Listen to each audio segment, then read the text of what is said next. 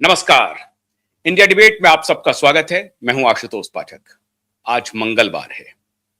कुछ मंगलकारी खबरें आपके लिए लेकर आया हूं, लेकिन आज फ्लोरिडा चलेंगे, मियामी।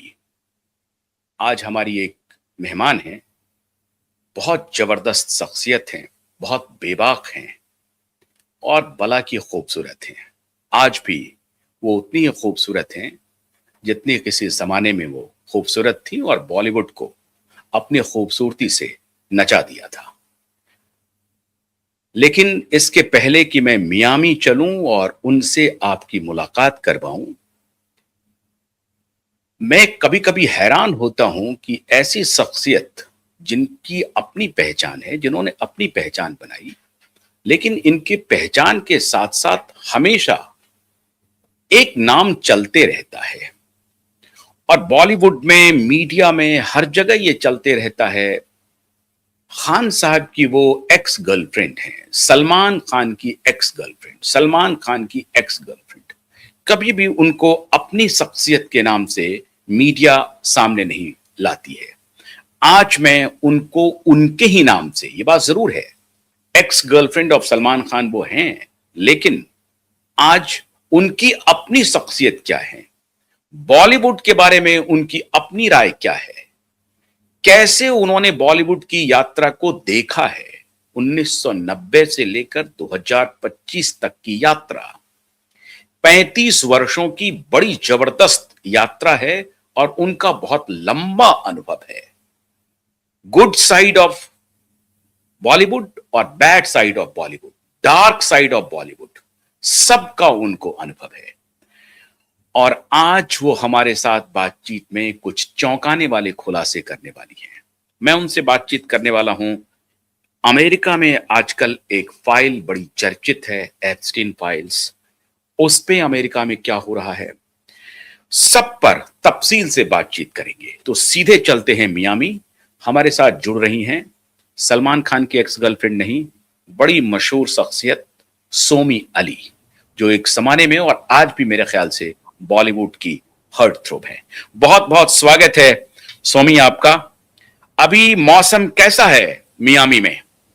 पहली बात नमस्ते, और मैं आपकी नमस्ते। बहुत बहुत आभारी हूं कि आपने मुझे उस नाम से अलग करके मेरी अपनी शख्सियत को आपने एक्नॉलेज किया। मैं आपकी बहुत एहसानमंद हूं, बहुत बहुत धन्यवाद।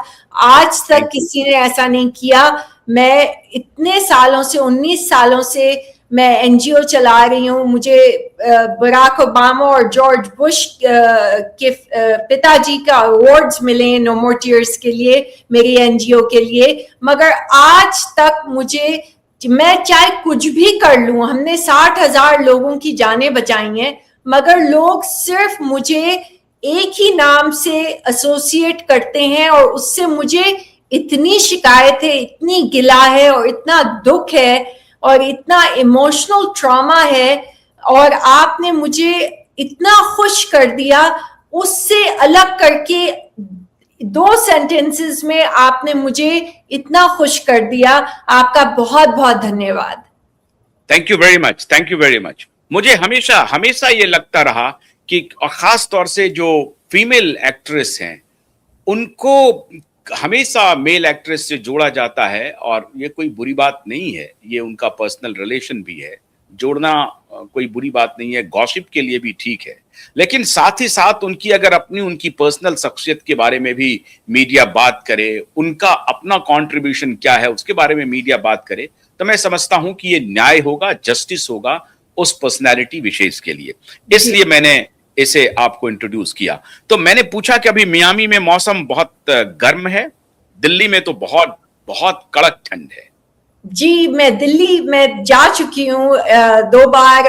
कनॉट प्लेस एक जगह हुई करती थी शॉपिंग के लिए, अभी भी है, बहुत सुंदर होगी, और वहां की बिरयानी मुझे बहुत पसंद है। और मुझे याद है जब मैं दिल्ली गई थी तो बहुत ठंड थी और मुझे आदत थी मुंबई बॉम्बे की मौसम की। और मायमी में जो जो मौसम है वो बिल्कुल बॉम्बे जैसा मौसम है, हमेशा गर्मी रहती है, कभी ठंड नहीं पड़ती यहाँ पे। सोमी, अब शुरू करते हैं बातचीत। दिल्ली का मौसम बहुत अच्छा है, कभी आप दिल्ली आए तो हम जरूर आपके लिए बिरयानी का इंतजाम करेंगे, क्योंकि अगर बिरयानी आपको पसंद है, वैसे तो लखनऊ की बिरयानी, हैदराबादी बिरयानी बड़ी मशहूर है, आपको मालूम होगा। लेकिन जहां तक मुझे मालूम है कि आप पाकिस्तान की रहने वाली हैं, कराची की रहने वाली हैं, जी। कैसे आपका सफर शुरू हुआ? कराची से आप यकायक अमेरिका गए, अमेरिका से फिर भारत आए, और फिर तो ये जो प्रकरण शुरू हुआ बॉलीवुड का, जी, बॉलीवुड ने आपको अट्रैक्ट कैसे किया? तो मैं आपको, ये तो काफी लंबी कहानी है, मगर मैं आपको इसको थोड़ा छोटे तरीके से बताऊंगी।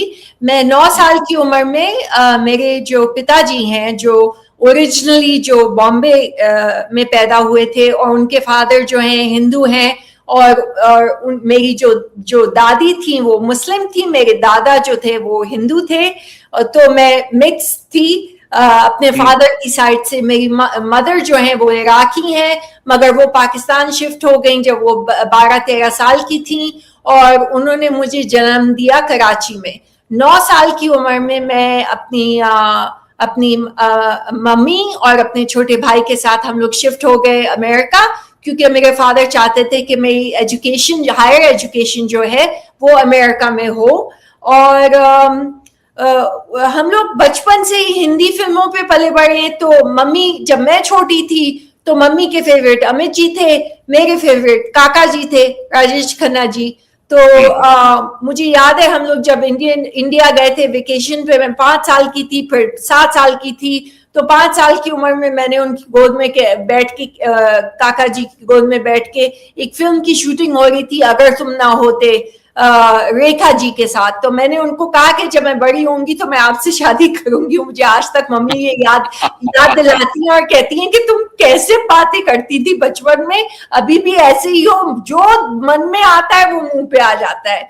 तो एनीवे, तो उसके बाद फिर तो फिर 16 साल, काका ने क्या कहा आपको जब आपने कहा काका को कि बड़ी काका होंगी जी तो मैं ने आपसे? मुझे एक किस थी, मुझे आज तक याद है, मुझे एक चॉकलेट बार दिया।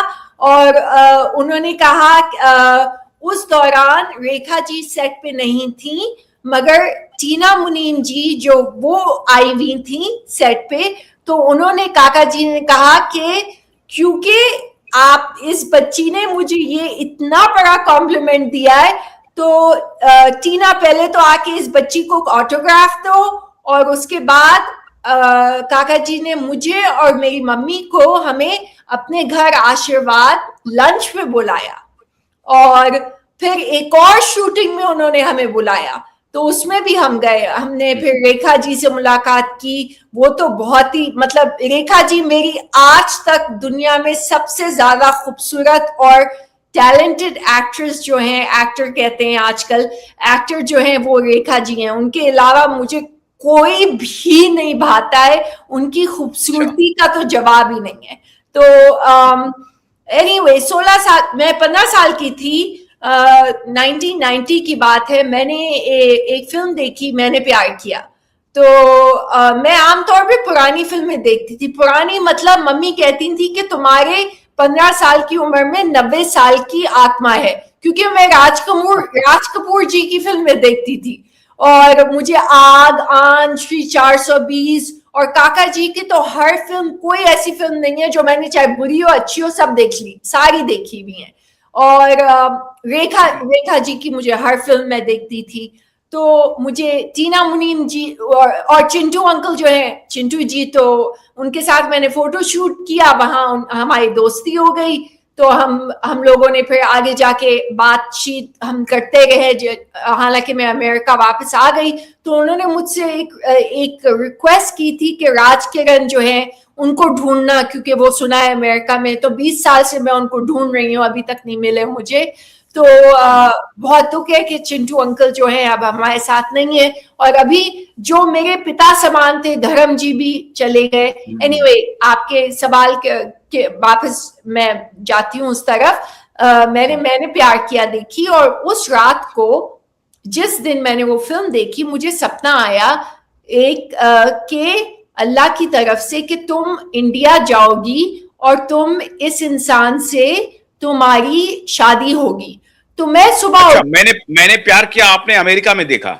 जी, अमेरिका में देखी, मायमी फ्लोरिडा में, और मुझे रात को सपना आया, तो मैंने कहा कि अगर मुझे ये भगवान अल्लाह हमारे लिए तो एक ही है, क्योंकि हम लोग आधे हिंदू आधे मुस्लिम, हम लोग ये सब नहीं देखते, हम लोग सिर्फ ये मानते हैं कि ऊपर वाला है और हम सब एक हैं, हम लोग मजहब में कोई फर्क नहीं करते, हमें ऐसे रेस किया है, ब्रॉट अप किया गया है कि हम लोग कोई डिस्क्रिमिनेशन मजहब के खिलाफ हम लोग कभी नहीं करते, हम सब इंसान हैं, हमारा मजहब इंसानियत है, और हमारे जो जो डीड्स हैं, हमारे जो जो कर्म हैं, वो काम आते हैं, अंत में बाकी सब कुछ बेकार है।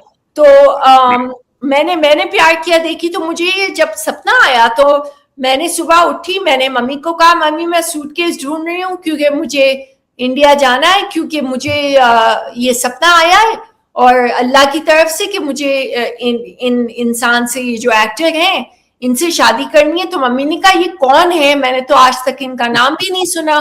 तो क्योंकि मम्मी तो अमित जी की फैन थी, और मम्मी की एरा जो है, जीनत जो है उनका एरा है, मतलब परवीन, बॉबी, जीनत अमान, और उस टाइम की बात कर रही हूँ जब मैं बच्ची थी।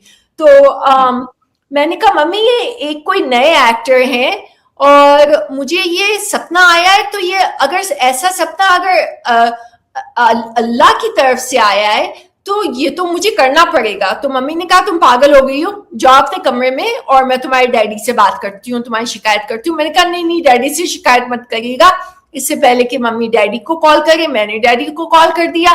मैंने कहा डैडी आपकी साइड तो, आपकी पैदाइश तो बॉम्बे में हुई है, तो हमारे सारे रिश्तेदार तो लोखंडवाला में है। बॉम्बे में, आप पता नहीं बॉम्बे जानते हैं कि नहीं, मगर लोखंडवाला हमारे सारे डैडी के जो भाई हैं, मेरे कजिन, सब लोखंडवाला में रहते हैं, बॉम्बे में, तो मुंबई में।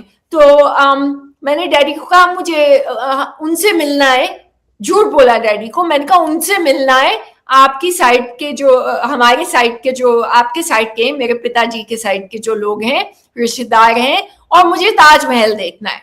तो डैडी ने कहा कि अच्छा ठीक है, तो तुम्हें अगर वेकेशन पे आना है तो तुम आ जाओ, हम बॉम्बे जाते हैं और मैं तुम्हें मिला देता हूँ हमारे रिश्तेदारों के साथ।